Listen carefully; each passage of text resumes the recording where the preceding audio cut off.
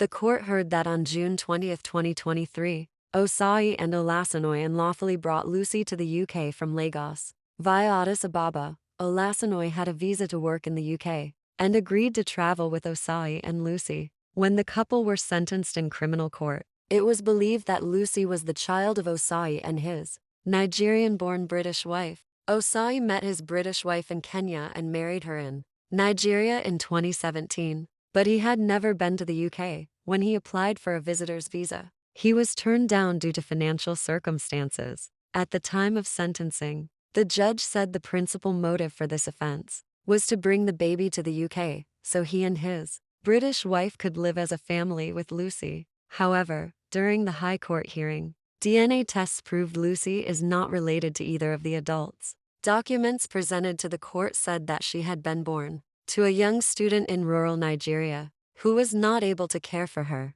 Her father was not known.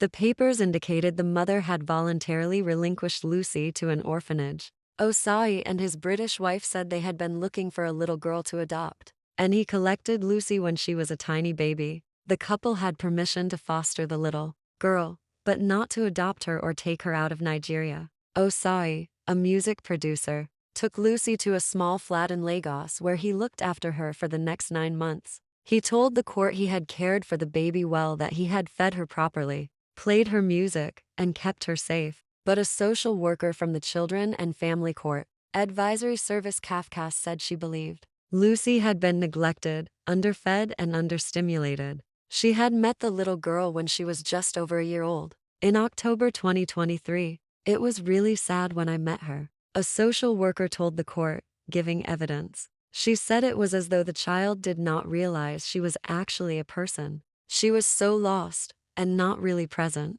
She just felt so alone, yet she was surrounded by people. She added, during an observation session, the social worker said Lucy became very panicky when her foster carer stood up to leave the room. She also displayed an extreme cry that was very difficult to soothe. When asked whether Lucy could have been traumatized by the flight or by her transfer to care, the social worker said she believes it is unlikely that alone was to blame. She added that if Lucy had developed a secure attachment to Osai, that would have been transferred to her foster carer. The judge said the child lacked basic parental attachment, but did not make a finding on the cause. "I am sure that her being brought into this country illegally, and thus separated from her carers, is bound to be a significant factor," he said.